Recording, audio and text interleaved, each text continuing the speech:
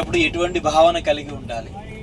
నేను ఆల్రెడీ ఇంతకుముందు చెప్పాను, ధామంలో అడుగు పెడుతున్నామంటే మొట్టమొదట ఈ బృందావనం అనేటువంటి ప్రదేశం ఏదైతే ఉందో అది ఈ భౌతిక జగత్తుకు సంబంధించినటువంటి ప్రదేశం కాదు, అది ఆధ్యాత్మిక జగత్తుకి సంబంధించినటువంటి ప్రదేశం.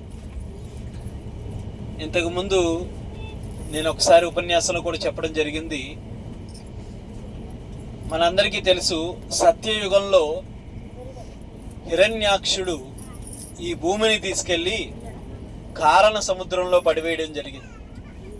ఆ కారణ సముద్రంలో పడేసినప్పుడు ఆ హిరణ్యాక్షుణ్ణి భగవంతుడు అంతమొందించి భూమిని తీసుకొని మరలా తన కక్షలో పెడతారు స్వామి. తన కక్షలో పెట్టేదానికి ముందు స్వామి ఈ భూ ప్రపంచంలో అత్యంత పవిత్రమైనటువంటి ఆహ్లాదకరమైనటువంటి ఒక ప్రదేశాన్ని ఎంచుకొని అక్కడ ఆయన సముద్రంలో యుద్ధం చేసి అలిసిపోయి ఒక ప్రదేశంలో ఆయన విశ్రాంతి తీసుకోవాలి అని అనుకుంటారంట. ఆ ప్రదేశం ఏమిటి అంటే వెంకటాచల మహత్యంలో చెప్పబడి ఉంది. అది మన యొక్క తిరుమల శేషాచల పర్వత శ్రేణులు. అయితే స్వామి హృదయంలో అనుకున్నాడంట, ప్రశాంతమైనటువంటి వాతావరణం కావాలి అనుకున్నారంట.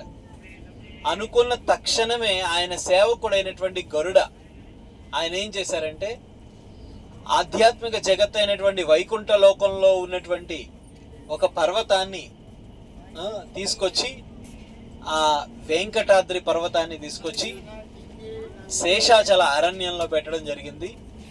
దాని మీద భగవంతుడు వరాహమూర్తిగా అవతరించడం జరిగింది. వెంకటేశ్వర స్వామి వారు అవతరించడానికి ముందే వరాహ భగవానుడు ఇక్కడ అవతరించారు అని వెంకటాచల మహత్యంలో మనకు తెలుపబడుతుంది. అలాగే అనేక పురాణాల్లో కూడా ఉంది. అప్పుడు భూదేవి ఎప్పుడైతే భగవంతుణ్ణి విడిచి ఒక్క క్షణం కూడా లేదు, అలాంటి భూదేవిని తీసుకెళ్ళి కారణ సముద్రంలో పడివేయడం జరిగింది హిరణ్యాక్షుడు. అందుకు భూదేవి భయపడుతూ ఉంటే భూదేవికి భగవంతుడు ఒక మాటని ఇవ్వడం జరిగింది. ఆ మాటతో పాటుగా ఒక బహుమతిని కూడా ఇవ్వడం జరిగింది. ఆ బహుమతి ఏంటంటే ఆధ్యాత్మిక జగత్తులో ఉన్నటువంటి గోలోక బృందావన ధామాన్ని నీకు బహుమతిగా ఇస్తున్నాను, బృందావనాన్ని బహుమతిగా ఇస్తున్నాను. ఇలా చూడండి, మన శరీరం ఉంటుంది. శరీరానికి అందం ఎప్పుడు వస్తుంది అంటే ఒక చక్కనైనటువంటి వస్త్రాన్ని దానికి ధరించినప్పుడు. ఇది మన భారతీయ సంస్కృతి.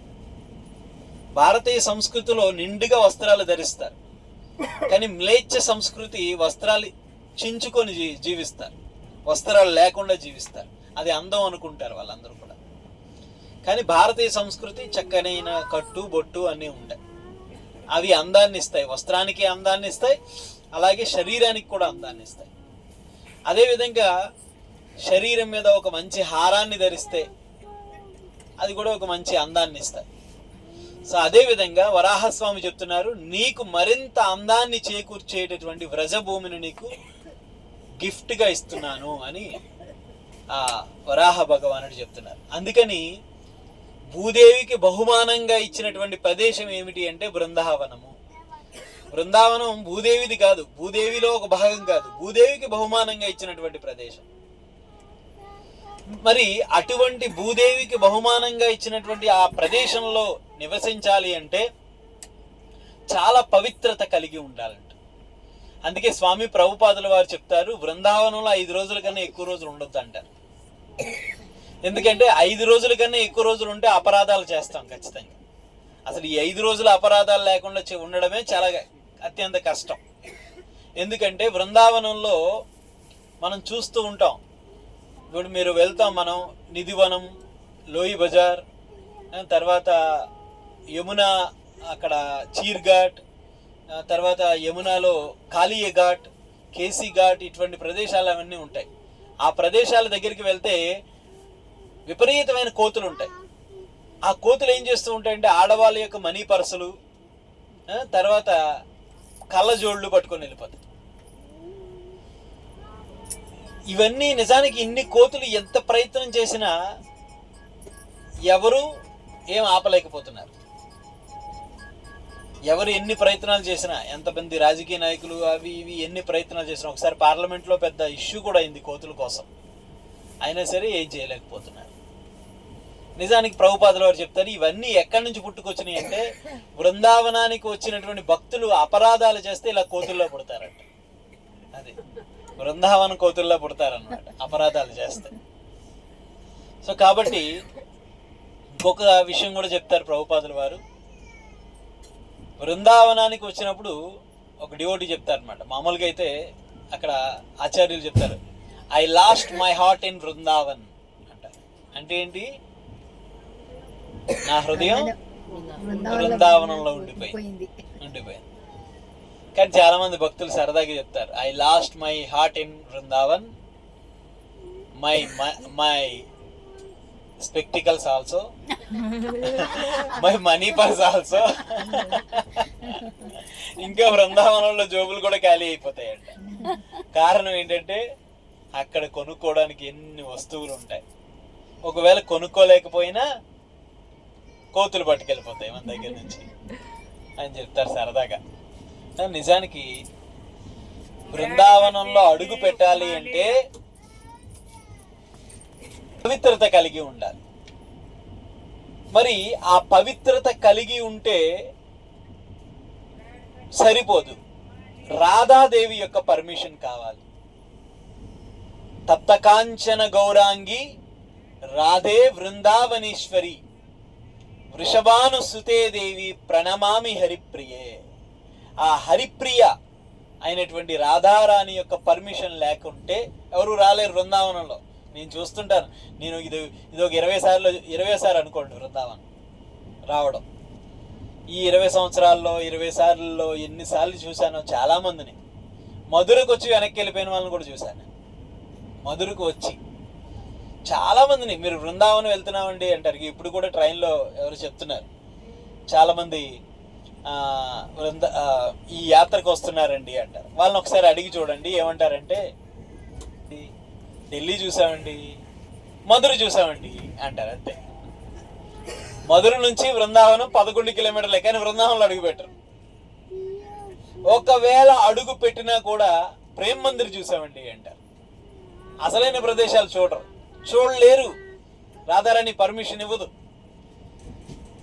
మధురలో అడుగు పెట్టడమే అత్యంత పుణ్యకార్యం. సప్త మోక్ష పురాలలో ఒకటి మధుర. కాంచీపురము, మధుర, ఉజ్జయిని, అయోధ్య, ఇంకేంటి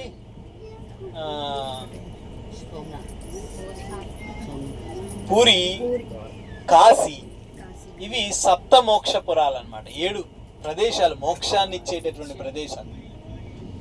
ఇటువంటి ప్రదేశాల్లో మధుర చాలా ప్రత్యేకమైనటువంటిది. అసలు ఆ మధురలో అడుగు పెట్టడమే అత్యంత పుణ్యకార్యం. అయితే మధుర నుంచి బృందావనంలో అడుగు పెట్టడం, బృందావనం నుంచి మళ్ళా గోకులంలో అడుగు పెట్టడం, గోకులం నుంచి బర్సానాలో అడుగు పెట్టడం, అక్కడి నుంచి గోవర్ధన్లో అడుగు పెట్టడం. ఇవన్నీ చాలామంది యాత్రలు తిరుగుతారు, కానీ నేను చూసింది ఏంటంటే మధుర వరకే వెళ్ళామండి, టైం సరిపోలేదండి, లేదా మా బస్సు పంచర్ అయిందండి, లేదంటే మా ట్రైన్కి టైం అయిపోయిందండి, ఇలాంటి అన్నీ చెప్తూ ఉంటారు చాలామంది. కాబట్టి ధనం ఒక్కటి ఉంటే మనం చూడలేం, పవిత్రత కలిగి ఉండాలి. పవిత్రత లేకపోతే అసలు రాధారాణి లోపలికి కూడా అలౌ చేయదు. ఒకసారి కృష్ణ బలరాములు బృందావనంలో ఉంటే అక్రూరుణ్ణి కంసుడు పంపిస్తాడు, ఆ కృష్ణ బలరాముల్ని తీసుకొని రా బాబు అని చెప్పి అక్రూరుని పంపిస్తే, అక్రూరుడు బృందావనంలో అడుగు పెట్టడానికి నాకు పవిత్రత లేదు, అంతటి పవిత్రత లేదు. మరి అటువంటి పవిత్రత చేకూరాలి అంటే ఏం చేయాలి? శ్రవణ కీర్తన స్మరణ వందన పాద సేవన దాస్య సఖ్య ఆత్మ నివేదన అని ఇది నవవిధ భక్తి మార్గములు ఉన్నవి. అందులో పాద సేవనానికి అదే దాన్ని ఏమంటారు, శ్రవణానికి సుఖదేవ గోస్వామి, పరీక్షిత్ మహారాజు శ్రవణానికి అయితే, కీర్తనానికి సుఖదేవ గోస్వామి అయితే, పాదసేవనికి లక్ష్మీదేవి అయితే, ఇలా ఒక్కొక్కరు ఒక్కొక్క సేవను తీసుకున్నారు. మరి ఇన్ని సేవలని కలిపి ఎవరు చేశారంటే అంబరీష మహారాజు. మరి అక్రూరుడు దీనిని ఉదాహరణగా తీసుకొని ఆయన ఏం చేస్తూ ఉన్నాడంటే, కృష్ణుడి యొక్క ప్రతి అడుగు అడుగుకి ప్రణామం ఆచరించాడంట. బృందావనంలో నేను పవిత్రత నాకు పవిత్రత ఉంటేనే బృందావనంలోకి అడుగు పెట్టే యోగ్యత ఉంది, కాబట్టి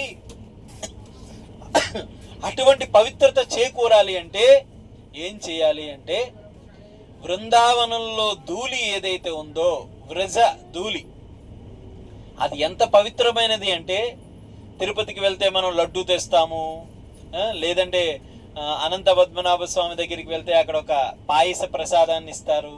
ఇలా ఎక్కడికి వెళ్తే ఒక ప్రత్యేకమైన ప్రసాదం ఉంటుంది.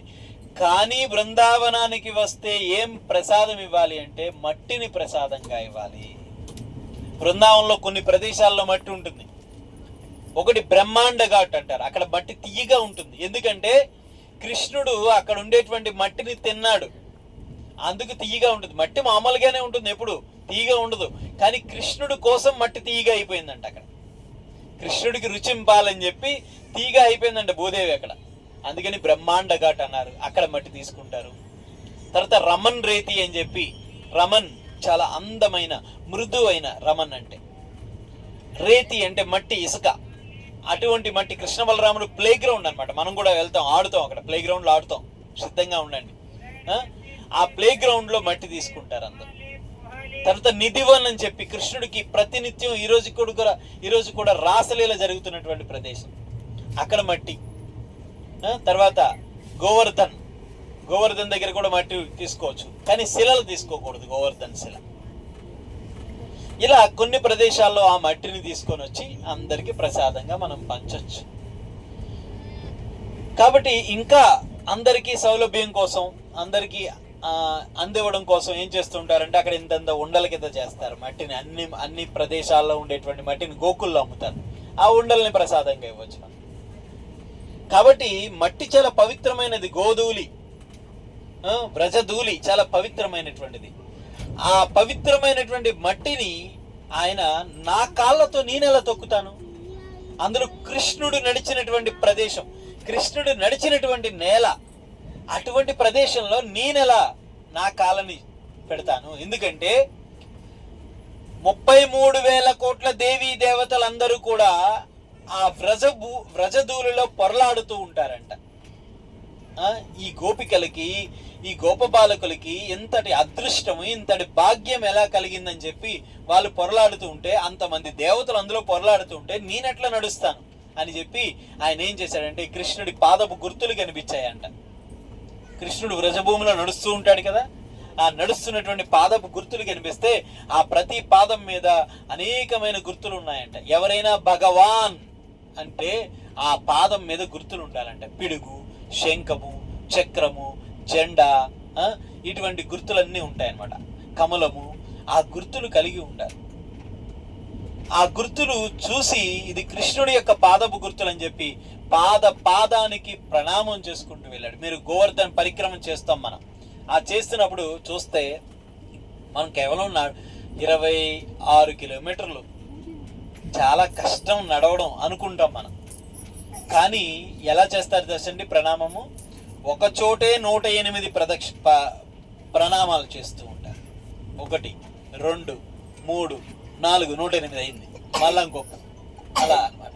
ఇలా 6 నెలలు చేస్తారు. కొంతమంది వచ్చి నెల రోజులు చేస్తారు, కొంతమంది 3 నెలలు చేస్తారు. ఇలా ఈ విధంగా ప్రణామం చేసి వారి భక్తిని చాటుకుంటూ ఉంటారు అన్నమాట. వాళ్ళు భక్తిని చాటుకుంటూ ఉంటారు. అయితే ఆ పవిత్రతని పొందడం కోసం అక్రూరుడు ఏం చేస్తూ ఉన్నాడు? బృందావనంలో పాదానికి ప్రణామం చేసుకుంటూ కృష్ణ బలరాముల్ని కలవడానికి వెళ్తున్నాడు. అరే, కృష్ణ బలరాముల్ని తీసుకొచ్చిన తర్వాత అక్రూరుడు ఆశ్చర్యపోతాడు. ఎంతటి భక్తి ఈ వ్రజవాసులకి ఎక్కడి నుంచి వచ్చింది అని ఆలోచిస్తూ ఉంటే కృష్ణుని అడుగుతూ ఉన్నాడు అక్రూరుడు, కృష్ణ, ఇంతటి పరమ భక్తి వీళ్ళకి ఎక్కడి నుంచి కలిగింది? వీళ్ళ కోసం నువ్వు ఇంత త్యాగాన్ని చేస్తున్నావు, ఎక్కడి నుంచి కలిగింది అంటే, కృష్ణుడు మరి భక్తుడి యొక్క హృదయంలో కలిగినటువంటి ప్రశ్నని నివృత్తి చేయాల్సినటువంటి అవసరం ఉంది కదా. అందుకు ఆయన ఏం చేశాడంటే, ఒక్కసారి ఆయన ఆలోచించగానే ఆయన రథం ముందుకి కొన్ని వేల మంది గోపికలు వచ్చేసారంట. వాళ్ళు ఏం చెప్తున్నారంటే, రథం ముందు పడిపోయి మా ప్రాణాన్ని మా నుంచి దూరం చేస్తున్నారు, మా ప్రాణాన్ని నా నుంచి దూరం చేస్తున్నారు. మరి మా ప్రాణం మా శరీరం నుంచి పోతే ఈ శరీరములు బ్రతకలే వరాలు కదా, మరి ఇటువంటి శరీరాన్ని మేమేం చేసుకుంటాం, కాబట్టి మీ రథాన్ని మా మీద నుంచి తీసుకెళ్ళిపోండి. కృష్ణ బలరాములు మా యొక్క వ్రజవాసుల యొక్క ప్రాణము. అటువంటి వ్రజవాసుల్ని వదిలి కృష్ణ బలరాములు వెళ్ళిపోతుంటే ఈ శరీరం ఉన్న ఇది జీవశవంతో సమానము. అంతటి ప్రేమ కలిగి ఉన్నారు వ్రజవాసులు, ఎంతటి ప్రేమ కలిగి ఉన్నారు. కాబట్టి అంతటి పవిత్రత ఉంటేనే మనం బృందావనంలో అడుగు పెట్టగలం. మరి అంతటి పవిత్రత గోపికలకు ఉన్నటువంటి, గోపబాలకులకు ఉన్నటువంటి పవిత్రత మనం పొందాలి అంటే ఏం చేయాలి? ఈ కలియుగంలో చేయాల్సినటువంటిది సులభమైన మార్గం ఒకటి ఉంది. అది ఏమిటి అంటే, కృతేయధ్యాయతో విష్ణు. కృతయుగంలో విష్ణువు పట్ల ధ్యానం పెట్టాలి, ధ్యానం చెయ్యాలి. ఈ కలియుగంలో ధ్యానం పనికిరాదు. మనం ధ్యానం చేస్తాం అంటే దాని అర్థం ఏంటంటే, ధ్యానం పేరుతో ఓటీ నిద్ర, అంతే, అంతకన్నా ఇంకోటి ఏం లేదు. ధ్యానంలో మేము పరాకాష్ఠకి వెళ్ళిపోయామండి అంటారు. ఈ పరాకాష్ఠకి వెళ్ళిపోయినప్పుడు ఒక ఫోన్ కాల్ వస్తే మళ్ళీ వచ్చేస్తారు. పరాకాష్ఠ కాస్త లో కాస్ట్ అయిపోద్ది. ధ్యానంలో పరాకాష్ఠకి వెళ్ళిపోయి ఉంటారు, సమాధి స్థితికి వెళ్ళిపోయి ఉంటారు. మళ్ళీ ఈ లోపల మన భార్య ఫోన్ చేసిందంటే టక్కువని వచ్చేస్తాం సమాధిలోంచి బయటికి. అలా సమాధి అయిపోం. ఇది మన ధ్యానం కలియుగంలో ఇలా ఉంటుంది. కృతయుగంలో కృతేయధ్యాయతో విష్ణు. కృతయుగంలో మనిషికి 1,00,000 సంవత్సరాల ఆయు పరిమితి ఉంది కాబట్టి అప్పుడు ధ్యానం చేసేవారు. పతంజలి యోగ సిద్ధాంతం చెప్తుంది, ఎలా ధ్యానంలో కూర్చోవాలో నేర్చుకోవడానికి 10 ఏళ్ళు పడుతుంది, 10 సంవత్సరాలు. నువ్వు 10 ఏళ్ళు పడితే ఇంకెప్పుడు నేర్చుకుంటావు? కార్ డ్రైవింగ్ వెళ్తాం, కార్ డ్రైవింగ్కి వెళ్ళి కార్ డ్రైవర్తో, డ్రైవింగ్ నేర్పేవాడితో చెప్తాం, 1 రోజులు డ్రైవింగ్ వచ్చేయాలి, అంతే. 1 రోజులు డ్రైవింగ్ వచ్చేయాలి, ఏం చేస్తావు నాకు తెలియదు అంటాం. అలాంటిది మనం ధ్యానంలో ఎలా కూర్చోవాలో 10 రోజుల్లో నేర్చుకోగలుగుతామా? సార్ అర్జెంటుగా పొట్ట తగ్గిపోవాలి నాకు, ధ్యానం ఏమంటారు దాన్ని, యోగా సెంటర్లో జాయిన్ అవుతాం, అర్జెంటుగా పొట్ట తగ్గిపోవాలి, అర్జెంటుగా సన్నం అయిపోవాలి. ఇవన్నీ మనం దేనికి ఓపిక ఉండదు. ఎట్లా చేయగలుగుతాం? ఇవన్నీ కష్టం. అందుకని ఈ కలియుగంలో ధ్యానం అనేటువంటిది పనికిరాదు. ధ్యానం పెట్టలేం మనం, ఈ మనస్సు దానికి తీసుకోలేదు. తర్వాత త్రేతాయాత్ యజుతోముఖే. త్రేతాయుగం వచ్చింది, మనిషి ఆయు పరిమితి 10,000 సంవత్సరాలు. మొదట 1,00,000, ఇప్పుడు 10,000 సంవత్సరాలు. ఏం చేయాలి? యజ్ఞయాగాది క్రతువులు చేయాలి. చాలామంది చెప్తుంటారు ఈ కలియుగంలో, మేము అక్కడ ఆ యజ్ఞం చేసాము, ఇక్కడ ఈ యజ్ఞం చేసాము. నువ్వు యజ్ఞంలో చేసినటువంటి నెయ్యి అంతా కూడా కొవ్వే. ఆఖరికి మనం తిన్న తిరుపతి లడ్డూలో కూడా అదే వాడుతున్నారట. మొన్నటి వరకు అదే ఇష్యూ కదా. అసలు మనం మొన్న ఎప్పుడో చూశాను నేను న్యూస్లో, ఈ హోటల్స్లో వాడుతూ ఉంటారు కదా నెయ్యి, ఈ నెయ్యి అంతా కూడా కల్తీ నెయ్యి అనంట. వాడు వితిన్ సెకండ్స్లో చేసి చూపించేశాడు. ఓ పక్క డాల్డా పెట్టాడు, ఓ పక్క పామ్ ఆయిల్ పెట్టాడు, ఈ 2 కలిపేసి అందులో ఏదో లిక్విడ్ కలిపాడు వాసన రావడానికి. నెయ్యి అయిపోయాయి. ఇంత కల్తీ నెయ్యిలతో మనం యజ్ఞాలు చేస్తే దేవతలు వచ్చి యజ్ఞ శేషాన్ని తీసుకుంటారా? దేవతలు వచ్చి. అందుకని ఈ కలియుగంలో పవిత్రత లేదు, శుద్ధత లేదు, ఏది ఒరిజినల్ లేదు, అంతా డూప్లికేటే ఈ కలియుగం అంతా కూడా. సో కాబట్టి యజ్ఞయాగాది క్రతువులు కూడా చేయలేం. ద్వాపరే పరిచర్యస్య. మొదట 1,00,000, తర్వాత 10,000, ద్వాపరయుగం వచ్చేసింది, 1000 సంవత్సరాలు. చూసారా ఎలా ఆయు పరిమితి పడిపోతుందో? ఆయు పరిమితి అలా పడిపోయింది. 1,00,000, 10,000, 1000. మనం అసలు నమ్మొచ్చండి ఇవన్నీ?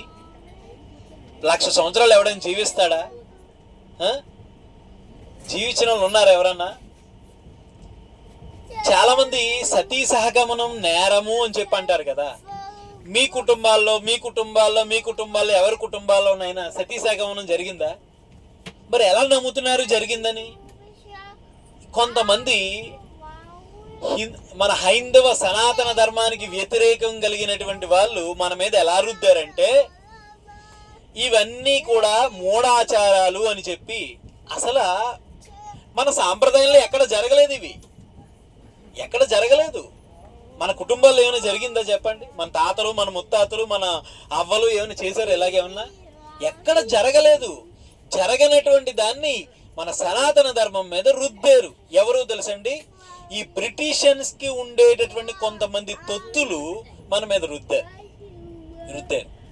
అంటే భర్త మీద ప్రేమతో ఏ భార్య అయినా వెళ్ళి ఉండొచ్చు, అలా సతీ సహగమనం కింద వెళ్ళిపోయి ఉండొచ్చు.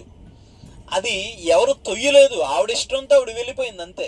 ఎందుకంటే ఆవిడ అంటే నా శరీరంలో ఒక భాగమైనటువంటి నా భర్త లేనప్పుడు ఇంక నేను జీవించి ఉపయోగం ఉంది. అంటే మనం కూడా చూస్తుంటాం, చాలా మంది చచ్చిపోయినప్పుడు, ఓరి దేవుడు నువ్వు లేవు ఇంక నేనేం చేస్తాను అని చెప్పి అంటూ ఉంటారు చచ్చిపోయినప్పుడు. అలా అంటారు కానీ బతకడం మానేస్తారా చెప్పండి? ఎవరు అనరు కదా. పూర్వం అలా రియాక్ట్ అయిపోయేవారు, ఇప్పుడు ఎవరు రియాక్ట్ అయ్యారు? నువ్వు లేకపోతే పోయే అనుకుంటారు అంతే. ఇప్పుడు అందరూ అలాగే ఉన్నారు. రేపు పొద్దున చచ్చిపోయాడా అమ్మయ్య అయిపోయా, చేతులు దులిపేసుకుంటారు కొన్ని రోజులకి. అయితే కొంతమంది మనం ఇంకా అటువంటి వాళ్ళ యొక్క చరిత్రలే చదువుకుంటున్నాం. మనం అంటే వాడి పేరేంటి, ఔరంగజేబు లాంటి వాళ్ళని గొప్ప చక్రవర్తులుగా చూపించినటువంటి మన పాఠాలు మనం నేర్చుకున్నటువంటి, వాడు చేసినటువంటి చాలా గొప్ప చక్రవర్తులు అన్నట్టుగా చూపించారు మనకి. బాబర్ కానీ, అక్బర్ కానీ, లేదంటే ఔరంగజేబు కానీ, ఇటువంటి వాళ్ళ చరిత్రలు. సో కాబట్టి ఇవన్నీ మూఢాచారాలు, దురాచారాలు. ఇవన్నీ ఏంటి? వాళ్ళు మన మీద, మన సనాతన ధర్మం మీద రుద్దినటువంటివి. సో కాబట్టి ఈ కలియుగం వచ్చే సమయానికి మొదట ఆయు పరిమితి చూడండి ఎలా తగ్గిపోతూ వచ్చింది. 1,00,000, 10,000, 1000. ఇప్పుడు ఏం చేయాలి? విగ్రహారాధన చేయాలి. ఎక్కడ? ఏ సమయంలో? ద్వాపరయుగంలో 1000 సంవత్సరాలు. ఎందుకు ఇలా ఆయు పరిమితి పడిపోతూ వచ్చిందంటే మనిషిలో పవిత్రత కోల్పోయింది. సాధువులు చెప్తున్నారు, శాస్త్రం చెప్తుంది, మనిషి ఎప్పుడైతే పవిత్రత కోల్పోతాడో, సత్యాన్ని కోల్పోతాడో ఆయు ప్రమాణాన్ని తగ్గిపోతుంది. ఎందుకు ఈరోజు మనుషులకు ఆయుష్ తగ్గిపోతుందంటే నోరిప్పితే అబద్ధాలు,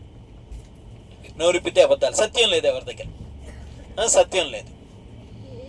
మరి తర్వాత పవిత్రత లేదు ఎవరి దగ్గర కూడా, పవిత్రత లేదు. ఎప్పుడైతే మనం పవిత్రత కోల్పోయామో అప్పుడు ఆయు ప్రమాణం తగ్గిపోతూ ఉంటుంది. చాలా మంది అంటారు కదా, రే అబద్ధాలు ఆడకరా ఆయుష్ తగ్గిపోద్ది అంటారు. ఆయుష్ తగ్గిపోద్ది అంటారు. లేదంటే ఆడపిల్లలు పుడతారంటారు. పుడితే మంచిదే, కానీ ఆయుష్ తగ్గిపోతుంది. సో కాబట్టి 10,000, 1,00,000, 10,000, 1000కి వచ్చేసింది. ఈ ద్వాపరయుగంలో మరి ఏం చేయాలి? ద్వాపరయుగంలో ఏం చేయాలి అంటే విగ్రహారాధన చేయాలి. విగ్రహారాధన చేయాలంటే ఎంత పవిత్రంగా ఉండాలి? విగ్రహారాధన చేయాలంటే ఎంత పవిత్రంగా ఉండాలి? ఇప్పుడు చాలా మంది విగ్రహాలు ఊరికనే అందరూ అట్రాక్షన్ కోసం పెట్టేస్తున్నారు. కానీ విగ్రహారాధన చేయాలంటే చాలా విధి విధానాలు ఉన్నాయి. నీళ్లు తాగితే 3 సార్లు నీరు పుక్కలించాలి. నీళ్లు తాగితే అసలు అన్నం తిన్న తర్వాత పుక్కరించేవాడే లేడు ఈరోజు ఎవడు. నీరు తాగితే 3 సార్లు పుక్కలించాలి. ఇంకా దీనికి పోతే 24 సార్లు నీరు పుక్కలించాలి, కాళ్ళు చేతులు అన్ని శుభ్రం చేసి. దీనికి పోతే స్నానం చేయాలి. అసలు ఎవరు చేస్తారు? ఇప్పుడు చూస్తాం ఇదంతా కంటామినేషన్.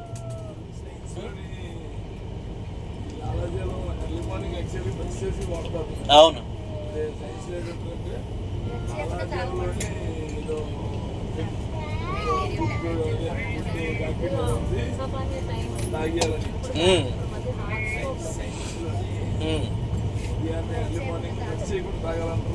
అవును.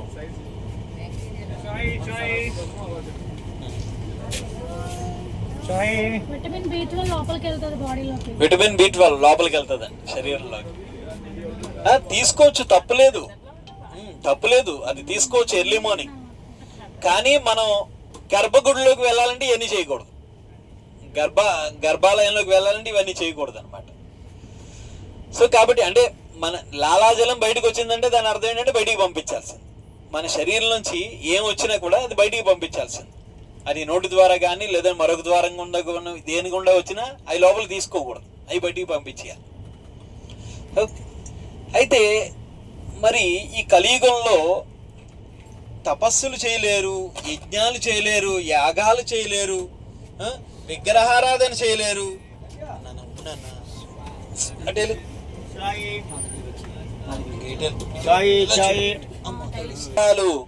తర్వాత విగ్రహారాధనలు ఇవేమి చేయలేరు కలియుగంలో. ఎందుకు అంటే ఒకటి ఆయు ప్రమాణం లేదు, మరొకటి శుభ్రత లేదు, పవిత్రత లేదు, వీటన్నిటికి మించి ఎవరికి ఓపిక లేదు, సహనం లేదు ఎవరికి. అందుకని బ్రహ్మగారిని నారదముని అడుగుతున్నారు, ఈ కలియుగ జనుడు ఎలా ముక్తిని పొందుతారు, ఎలా మోక్షాన్ని పొందుతారు? 1,00,000 సంవత్సరాలు జీవించట్లేదు. చూడండి ఆయు ప్రమాణం ఎలా తగ్గిపోయిందో. 1,00,000, 10,000, 1000, 100. ఇప్పుడు 100 కూడా లేదు కదా. యావరేజ్ అలాగా 60కి వచ్చేసింది. 60 సంవత్సరాలు దాటిందంటే దాని అర్థం ఎప్పటికప్పుడు సిద్ధంగా ఉండాలి, బకెట్ పెట్టుకొని ఎప్పటికప్పుడు సిద్ధంగా ఉండాలి అని అర్థం. అందుకని 60 తర్వాత ఏం చేయాలి? ప్లాన్లు వేసుకోకూడదు, ఇంకా ప్లాన్లు వేసుకోకూడదు. ఇంకో 2 బిల్డింగ్లు కట్టాలి, దాని మీద మరొక మేడలు కట్టాలి, దాని మీద డూప్లెక్స్లు ఇవ్వాలి, దాని మీద గార్డెన్లు పెంచాలి. ఇటువంటి ప్లాన్లు వేసుకోకూడదు. ఎందుకంటే నువ్వెలా ఉంటావో తెలీదు, నిన్నేం చేస్తారో తెలీదు. అందుకని నువ్వేం చేయాలి? ఇక్కడ నుంచి జాగ్రత్త పడాలి, ప్లాన్ వేసుకోవాలి. అందుకే స్వామి ప్రభుపాదుల వారు చెప్తారు, ఒక మంచి పుస్తకాన్ని రాశారు. అదేంటంటే మరణించడం ఒక కళ. మనం ఎందుకు ఈ భక్తి చేస్తున్నాము, ఎందుకు జపం చేస్తున్నాము, ఎందుకు ఆ పూజలు ఈ పూజలు చేస్తున్నాము, దాని అర్థం ఏంటంటే ఏదో ఈరోజు మనం పూజ చేస్తే రేపు ₹1,00,00,000 కేరళ లాటరీ తగలదు మనకేమి. దేనికోసం చేస్తున్నామంటే ఎలా చనిపోవాలో మనం ప్లాన్ చేసుకోవాలి. రోడ్డు మీద, హైవే రోడ్డు మీద కుక్కలు, పందులు, పిల్లుల్లో చచ్చిపోకూడదు. మనం ఎలా చనిపోవాలంటే మన చావు మనకు కనిపించాలి. నేను మరొక కొద్దిసేపట్లో చనిపోబోతున్నాను అని తెలియాలి, మనకి తెలియాలి. పూర్వం చూడండి, ఎవరైనా చనిపోతున్నారంటే అందరిని పిలిపించేవారు. అరే నా పరిస్థితి ఇదిరా బాబు, బాగాలేదు అని అందరిని పిలిపించారు. ఇప్పుడు ఎవరికైనా తెలుస్తుందా? ఇప్పుడేనండి అలా కాఫీ 2 గుటకలు వేశారు, 3 గుటకలు చచ్చిపోయాడు. ఒక్కసారి ఉండండి సార్, నేను ఇప్పుడే వస్తాను, బాత్రూమ్కి వెళ్ళంటాడు. బాత్రూమ్కి వెళ్ళి రాడు, మళ్ళా అక్కడే చచ్చిపోతాడు. ఇలాంటి ఎందుకు వస్తున్నాయంటే గుర్తించలేకపోతున్నాం. మన మృత్యువుని మనం గుర్తించగలగాలి. ఎప్పుడు గుర్తించగలుగుతామంటే ఎప్పుడైతే మనం ఆధ్యాత్మిక మార్గాన్ని అనుసరిస్తామో. మనసు ప్రశాంతంగా ఉండాలి, నిర్మలంగా ఉండాలి. ప్రశాంతంగా ఉండేటప్పుడు మాత్రమే మనం మృత్యువుని మనం గుర్తించగలుగుతాం. ఎందుకు అంటే మృత్యువు ఏ సమయంలో వస్తుంది, ఎంత సమయంలో వస్తుందంటే తెలుసండి, లవమాత్రంలో వస్తుందంట. లవము క్షణములో ఎన్నో వంతు? 90వ వంతు. క్షణములో 90వ వంతు లవం. ఆ లవమాత్రంలో మృత్యు వస్తుందంట. ఆ లవమాత్రంలో గుర్తించగలగాలి. సో కాబట్టి ఈ కలియుగ జనులు ఎలా మోక్షాన్ని పొందుతారు, ఎలా ముక్తిని పొందుతారు ఈ కలియుగ జనులు అంటే హరిన్నామ హరిన్నామ హరిన్నామ ఇవ కైవలం కలవు నాస్తవ్య గతిరన్యదా. మనకు ఇంకో గతి లేదంట ఈ కలియుగంలో పుట్టినటువంటి వాళ్ళకి. అదేంటంటే కేవలం హరినామము, హరినామము, హరినామము తప్ప మరొక మార్గము లేదు మనకి.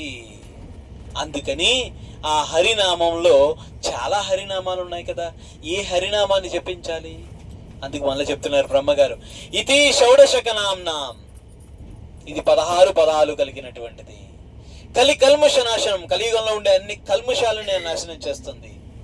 నాతరో పరతరో ఉపాయ సర్వవేదేషు దుష్యతి వేదాలు మొదటి నుంచి చివరి వరకు తిరగవేసినా ఇటువంటి తరుణోపాయం మరొకటేది లేదంట. నాతరో పరతరో ఉపాయ సర్వవేదేషు దుష్యతి. సకల వేదాలు మనం తిరగవేసిన ఇంతకు మించిన తరుణోపాయం లేదు. చాలా సింపుల్. అందుకే చెప్తారు చాలా మంది దేవతలు. మీరు చూడండి, శ్రీరామ వైభవం అంటే రామాయణంలో రాములు వారు చివరిలో అందరికీ వరాలు ఇస్తూ ఉంటే కొంతమంది ఋషులు ఒక వరాన్ని కోరుకున్నారంట, మీకు దగ్గరగా ఉండే సేవ చేయాలి అనుకున్నారంట. అందుకని వాళ్ళ కోసం శ్రీకృష్ణ భగవానుడిగా వీళ్ళందరూ గోపికలుగా పుట్టారు. కొంతమంది ఈ కలియుగంలో జన్మించాలనుకున్నారంట. ఎందుకంటే ఈ కలియుగం ఎంత దుర్భరమైందన్న ఒక సుగుణం ఉంది. అది ఏమిటి అంటే చాలా సులభంగా భగవన్ నామాన్ని జపించి మోక్షాన్ని పొందేయచ్చు. చాలా సులభంగా భగవన్ నామాన్ని జపించి మోక్షాన్ని పొందేయచ్చు. అందుకు ఈ కలియుగంలో జన్మించాలి. కలియుగం ఎంత దుర్భరమైందన్నా ఒక్క సుగుణం. అది ఏంటి? కీర్తనాది ఏవ కృష్ణస్య ముక్త సంగ పరం వ్రజేత్. ఆ కృష్ణుని యొక్క కీర్తన చేయడం సులభమే కదా. కలియుగంలో కీర్తన చేయడం, హరే కృష్ణ మహామంత్రాన్ని చేయడం. ఒకసారి గట్టిగా చెప్పండి, హరే కృష్ణ హరే కృష్ణ కృష్ణ కృష్ణ హరే హరే హరే రామ హరే రామ రామ రామ హరే హరే. బాగుందా అంతా? ఎవరికైనా నొప్పి వచ్చిందా? నోరు నొప్పి, తలనొప్పి, చేయి నొప్పి, కాలు నొప్పి, గుండు నొప్పి. మా గుడికి ఒక ఆయన వస్తూ ఉంటాడు. ఆయన జపం చేస్తుంటే హార్ట్లో పెయిన్ వచ్చేస్తుందండి అంటాడు. జపం చేస్తే హార్ట్లో పెయిన్ వస్తుంది. బయట పెద్ద పెద్ద డీజే సౌండ్లు పెడుతుంటారు, అప్పుడు రాదా? మేము ఒకప్పుడు వేలుపుల వీధిలో ఒక ఇంట్లో ఉండేవాళ్ళం. ఆ ఇంట్లో ఎవడు ఏ పూజ జరిగినా, ఏ పెళ్లి జరిగినా, ఏం జరిగినా ముందు రామాలయం దగ్గరికి వస్తారన్నమాట డీజే వేసుకొని. మేము ఆ రామాలయం ఎదురు పైన ఉండేవాళ్ళం. మా ఇంట్లో వస్తువులు అని ఊగిపోతూ ఉండే అనమాట డీజేలకి. అద్దాలు కొట్టుకోవడం. ఈ వినాయకుడి పూజలు అయితే ఇంకా అసలు చెప్పుకోవాల్సిన పని లేదనమాట. ఇప్పుడు చాలా ప్రశాంతంగా ఉంది. ఏ శబ్దం రాదు అసలు మాకు, ఏ శబ్దం రాదు. పక్షులు ఉదయాన్నే పక్షులు కోతలు, ఏ శబ్దం రాదు. అప్పుడు అంత పెద్ద శబ్దాలు. మరి ఇన్ని శబ్దాలు విన్నా మనకి రాని పెయిన్ జపం చేస్తే మాత్రం ఆయనకు వచ్చేస్తుందంట. అంటే తప్పించుకోవడానికి రకాలు అంతే. మాయా చేయనివ్వదు అంత త్వరగా చేయనివ్వదు. ఆవిడ డ్యూటీ ఆవిడ చక్కగా చేస్తుంది, మన మీద అటాక్ చేస్తుంది. మనం ఏం చేస్తున్నామా లేదా చూస్తుంది అనమాట. మరి మన డ్యూటీ మనం చెయ్యాలి కదా. అనేక జన్మలుగా 84 లక్షల యోనుల్లోంచి జన్మ తీసుకొని ఉన్నాం మనం. ప్రతి జన్మలో కూడా ఆహార నిద్ర భయమైతునంశ. ఆహారం తిన్నాం, నిద్రించడం, భయాన్ని చెందాం, కొట్లాడడం ఇవన్నీ చేసాం ప్రతి జన్మలో కూడా. కానీ ఒక్క మానవ జన్మలో ఈ 4 చేయడానికి భగవంతుడు ఇవ్వలేదు. ఆహారం రోడ్డు మీద సొనుకొని తింటుంది కదా, అది కూడా కాపురం చేస్తుంది కదా ఆడ సొనుకంతో. అది కూడా నిద్రిస్తుంది కదా, అది కూడా ఇతర కుక్కలతో కొట్లాడుతుంది కదా. మరి మనిషి కూడా ఇవే చేస్తే ప్రయోజనం ఏముంది? అవి ఏమి కష్టపడకుండా చేస్తున్నాయి. మనం అన్ని పొద్దు నుంచి సాయంత్రం వరకు ఆ వ్యాపారం ఈ వ్యాపారం, ఆ మాయ మాటలు ఈ మాయ మాటలు చెప్పి ఇదే చేస్తున్నాం మనం. అంతే కదా, తింటున్నాం, నిద్రిస్తున్నాం, స్త్రీ సుఖాన్ని కోరుకుంటున్నాం, కొట్లాడుతున్నాం, ఇవే కదా చేస్తున్నాం. సో మరి ఉపయోగం ఏముంది? మనకన్నా అవి బెటరా మనం బెటరా? అవే బెటర్ కదా, కష్టపడకుండా చేస్తున్నాయి. మనం ఎంత కష్టపడి చేస్తున్నాం. కానీ మానవ జన్మ దానికోసం కాదు. అతాతో బ్రహ్మ జిజ్ఞాస అంటారు శాస్త్రం చెప్తుంది. అతాతో బ్రహ్మ జిజ్ఞాస అంటే నిన్ను నీవు తెలుసుకో. మనం ఎవరు తెలుసుకోవాలి. అందుకు ఆధ్యాత్మిక సత్సంగాల్లో పాల్గొవాలి. మనం ఎవరు అంటే ఏం చెప్తాం? మన పేరు చెప్తాం. కానీ మనం ఆ పేరు గెలవాలమే అయితే పేరుతో పాటు వెళ్ళిపోవాలి కదా పైకి. పేరుతో పాటు శరీరంతో పాటు వెళ్ళిపోవాలి. పేరు పోయింది కానీ శరీరం అక్కడే ఉండిపోయింది. పేరు పోయింది, శరీరం అక్కడ ఉండిపోయింది. సో కాబట్టి ఈ అతాతో బ్రహ్మ జిజ్ఞాస అంటే మనం ఎవరు? మనం శరీరానివి కాదు, ఆత్మలము అన్న విషయాన్ని తెలుసుకోవాలి. ఎందుకంటే ఈ ఆత్మకే ఈ శరీరం ఎప్పుడు ఉపయోగకరం అంటే ఈ ఆత్మ ఉన్నంత వరకే. ఈ ఆత్మ ఎప్పుడైతే దీన్ని వదిలి వెళ్ళిపోయిందో ఈ శరీరం మృతకలేవరం నశ్వరం, ఎందుకు పనికిరాదు. సో కాబట్టి ఈ కలియుగంలో మనం భగవంతుణ్ణి ప్రాప్తింప చేసుకోవాలంటే అత్యంత సులభమైన మార్గం ఏమిటి అంటే హరినామ హరినామ హరినామ ఇవ కైవలం. కేవలం హరినామం ఒక్కటే, మరొకటి ఏదీ లేదు. అందుకు ఈ వారం రోజులు మీరు మాతో ఉన్నారు కాబట్టి ఏం చేయాలి అంటే చక్కగా భగవన్నామ జపం చేయండి. సులభంగా భగవన్నామ జపం చేయండి. ఈ జపం మనల్ని బృందావన ధామాన్ని, జపం మనం చేసినటువంటి భగవన్నామ జపం బృందావన ధామాన్ని ఇంకా అద్భుతంగా చూపిస్తుంది, ఇంకా అద్భుతంగా చూపిస్తుంది. అందుకే భగవంతుడు బ్రహ్మగారు చెప్తారు, బృందావనాన్ని నువ్వు దర్శించాలి అంటే ఏం చేయాలి అంటే మన కంటికి ఒక కాటుకు రాసుకోవాలంట. మాకు ఇవ్వలేదు, ఎలా దొరుకుతుంది మాకు అది? ఏంటి ఆ కాటిక? ప్రేమాంజన చరత భక్తి విలోచనేన సంత సదైవ హృదయేషు విలోకయంతి యం శ్యామ సుందరం అచింత్య గుణస్వరూపం గోవిందమాది పురుషం తమహం భజామి. ప్రేమ అనేటువంటి లేపనం రాసుకోవాలి. భగవంతుని పట్ల ప్రేమ, కృష్ణుడి పట్ల ప్రేమ, అది పెంచుకోవాలి. ఆ ప్రేమ ఎట్లా దొరుకుతుందంటే కేవలం నామజపంలోనే దొరుకుతుంది. నామజపం. మీకు అందరికీ జపం ఎలా చేయాలో చెప్తాను. అంతమంది దగ్గర జపమాలు ఉన్నాయా? మేము కొంత నేను తీసుకొచ్చాము, ఇప్పుడు ఇచ్చేస్తాను, మీకు రెడీ చేసి ఉంచండి ప్రభు. ఒక 20 జపమాలు తెచ్చాము. లేని వాళ్ళు వచ్చి మా దగ్గర జపమాలు తీసుకోండి. ఆనందంగా ఉందా అందరూ బృందావనానికి అడుగు పెట్టడం? ఎంతమంది మొదటిసారి వచ్చారు? మొదటిసారి. నిజానికి మీరు అందరూ మొదటిసారే, మీరు ఎవరు చేతులు ఎత్తలేదు. కానీ ప్రేమాంజన చురత భక్తి కాదు కదా.